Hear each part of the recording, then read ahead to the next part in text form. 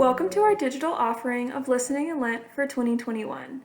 As with every year, it is our hope that this is an opportunity for you to grow in faith during this season of Lent, to explore new ways to pray, and deepen your relationship with God. Today, you will hear from 6 different parishioners and members of our clergy and staff of ways that they connect with God and the ways that they pray. I hope that it's a blessing to you on this day and every day moving forward and as we journey through this Lenten season. So one of the things I like to include in my daily prayers are prayers for the people and places around the world.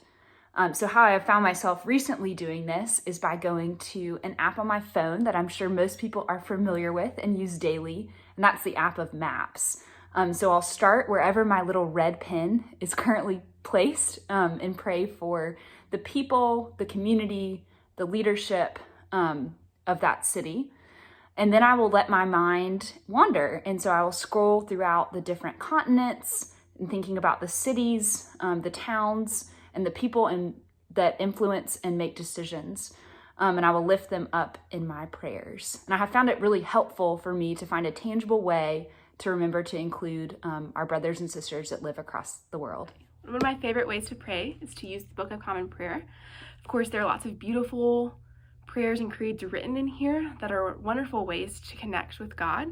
One of my favorite ways to do so is to use the list of 6 topics that we use for intercession within the prayers of the people.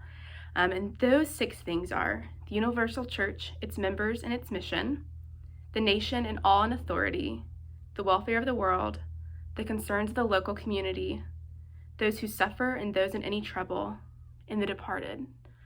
And so when I like to pray through this list, I often will read the topic and then I will sit in silence and let things come to me within that. And sometimes I just sit in silence and nothing really pops into my head, but sometimes, depending on what is going on in the world and in my life and the lives of the people I love, I have several things under each category. And it's a great way for me to pray and for me to list the things I'm thinking and praying about.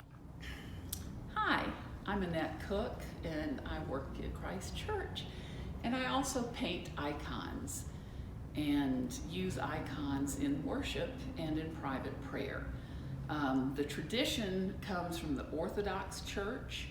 Icons have been around, according to them, since the very beginning. Art historians have found them as early as the 3rd century.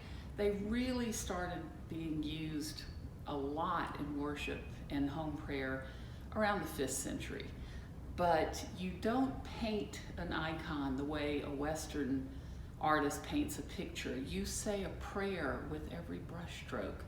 You're supposed to fast before you paint them. It's a ritual and a worship in and of itself to create an icon, and you don't sign your name to them. You put by the hand of, but not I'm the artist. God is the artist with the Holy Spirit. We put them in our homes. We look at them as windows to heaven. They are venerated. They are not worshiped. You sit in front of an icon or stand in front of an icon and use it as a focus for your prayers. In an Orthodox home, you'd have a corner like a home altar. And there's a wonderful book by Henry Nouwen called Behold the Beauty of the Lord, and it's his journey into prayer with icons, and I highly recommend it. For more information, you can call me, and bless you. The way that I have encountered God, especially at Christ Church, I must share with you. I came to church early one Sunday because I had to serve, and as I was going down to the basement, it was very dark, but as I walked each step, it lit up, and my thoughts had me to wonder, where will the light switch be when I reach the bottom? And little did I know, when I got to the bottom and started to walk, the light came on. Thanks be to God. So my prayer is that I will always see his light I know He is there to guide us, and let me be a light for others, that they too may witness this Christ. It aids our trust and our faith, and His promise He has kept. I just want to keep my promise to Him to walk in the light.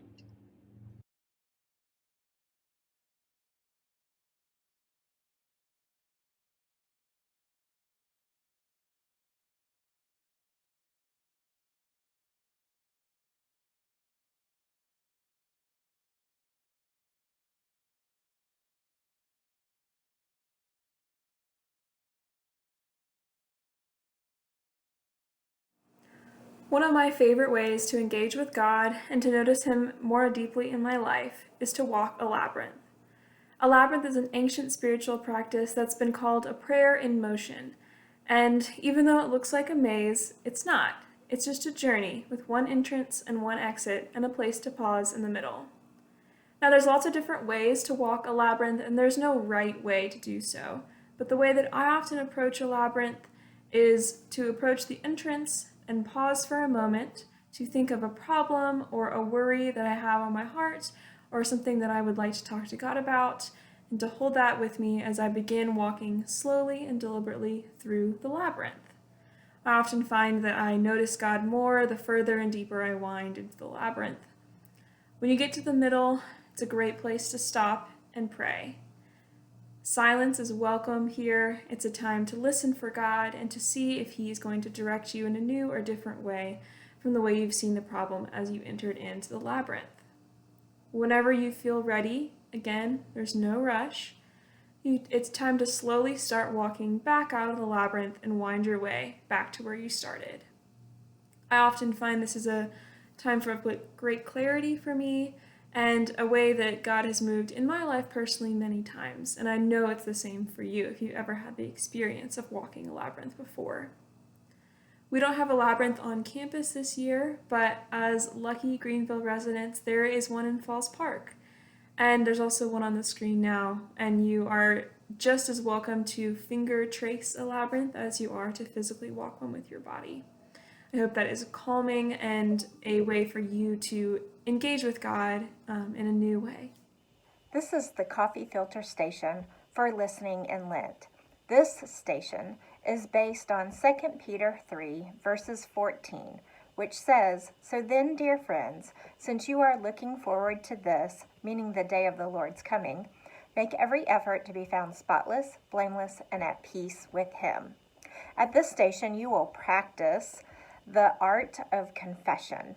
What we want you to do is to take a coffee filter and to write on it something for which you need to be forgiven, for an attitude which maybe needs to be changed, or perhaps something that separates you from God. After you have written that item onto the coffee filter, we want you to put it into water. And as you put it in the water, you will begin to see that item begin to disappear. And that is really the whole point, because that is what our Lord and Savior does with our sins. Jesus wipes us clean through His own sacrifice. And so as you look at that filter, imagine Jesus doing the same for your own life. And as you take the filter out of the water, to look at it as a new, clean, fresh start. Thank you for participating and listening with Lent.